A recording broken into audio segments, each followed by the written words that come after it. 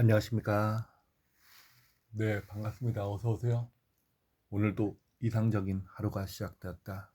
오늘도 심찬 하루가 시작되었다. 나는 평화다. 나는 구애하다. 나는 자신이 주체가 되라.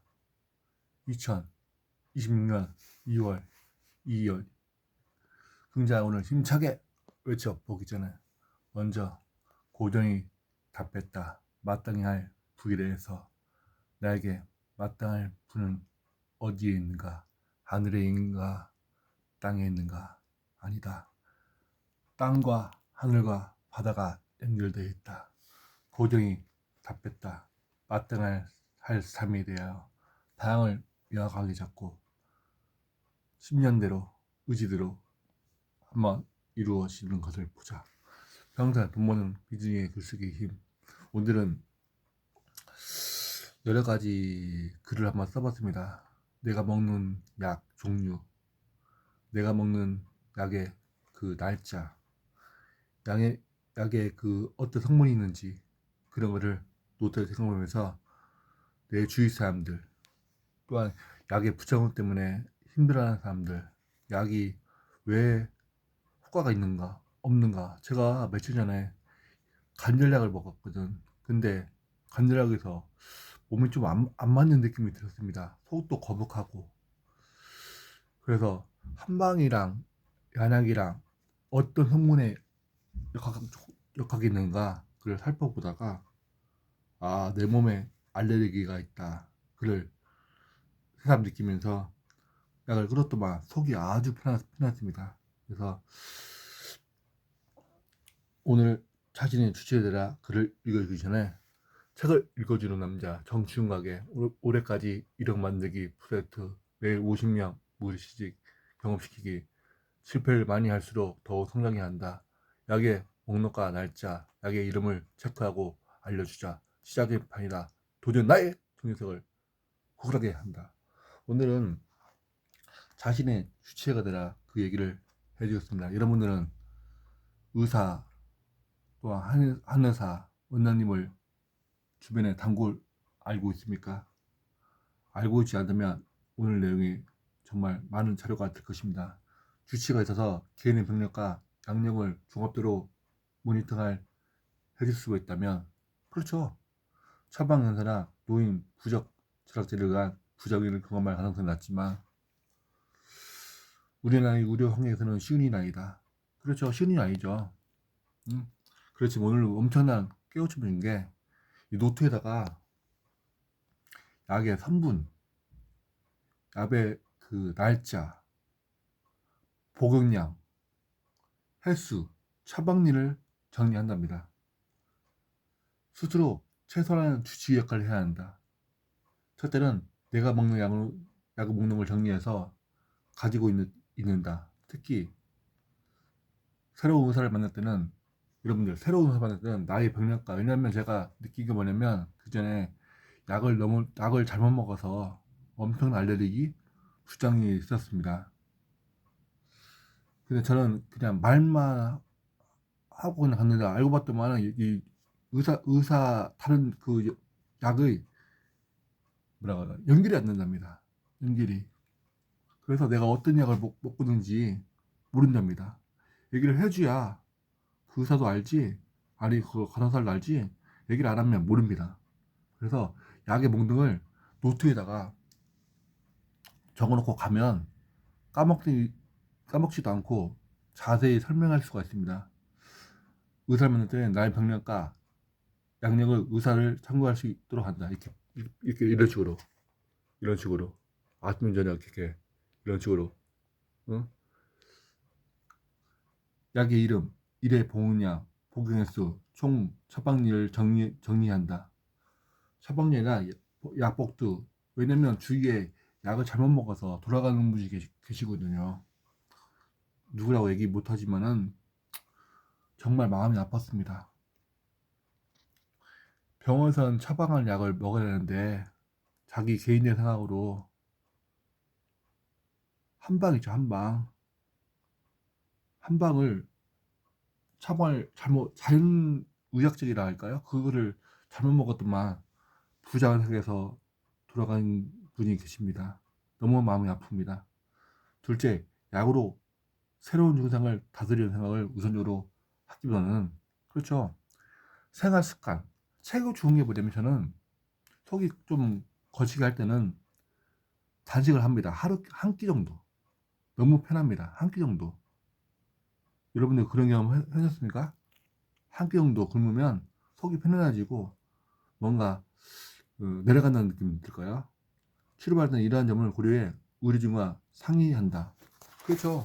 의료진과 상의해야 되면, 왜냐면 내 몸을 내가 알 수 있으면 좋겠지만 잘 모르잖아요. 근데 누구한테, 의사 선생님한테 얘기해야죠. 나는 이런 약을 먹고 있다. 나는 이런 약을 먹고 있다. 나는 이런 약을 먹고 있다 해서 혹이라도 중복되는 것이 없는지.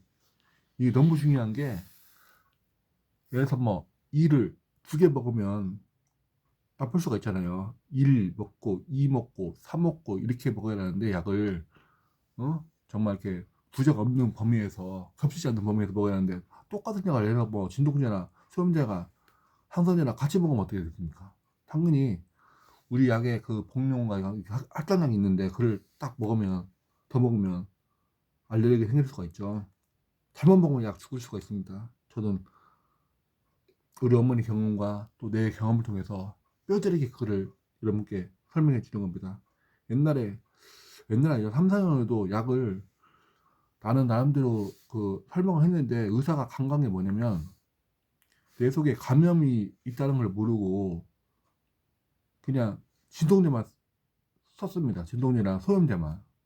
감염된 것을, 그를 치료할 수 있는 약을 써야 되는데, 정확하게 검진을 안 했던 게 원인입니다. 내가 간만에 생각하니까, 원래는 한 5일만 그 뭐냐 거기 병원 입원하고 퇴원하려고 했더만은, 감염된 것을 거기 겹쳐보는 바람에 약을 내가 설명을 안 하는 바람에 그걸 한 달 동안 병원에서 입원 죽을 뻔했습니다. 그것처럼 정말 내 아픈 것을 정말 하나도 빠지지 않게끔 설명해 주는 게 중요합니다. 왜냐면 내가 예를 들어서 뭐 배가 구토를 했는데 안 왔다 하면은 의사 선생님이 안 하는 약을 그대로 처방할 거 아닙니까? 그런데 만약에 구토했는데 내가 좀 뭐야 이거 좀 이렇게 숨기려고 안 했거든요.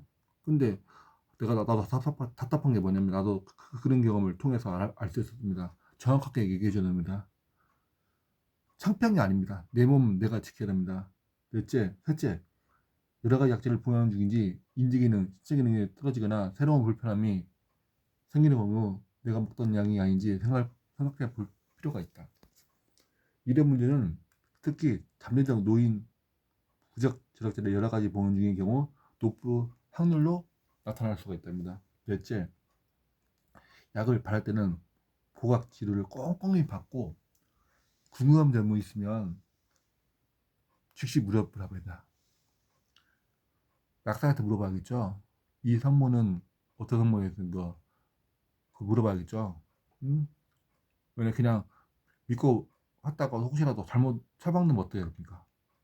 내가 내 몸의 상태가 맞는지, 또 의사가 왜 그렇게 처방을 했는지 그를 물어봐야 됩니다.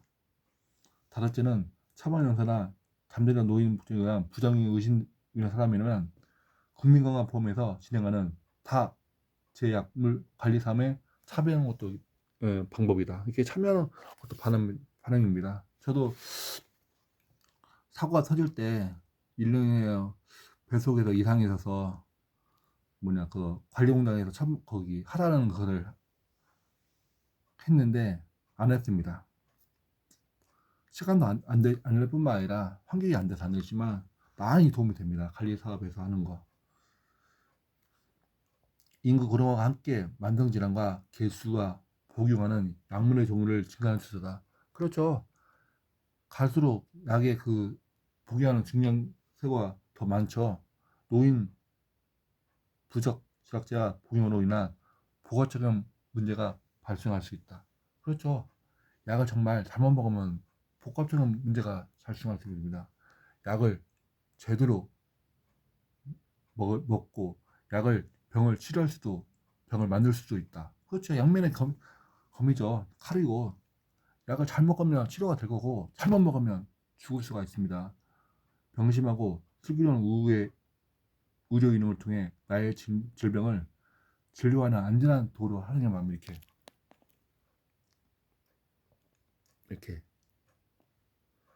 5종 이상 처방전을 복용하고 다제약물이라고 정의한다.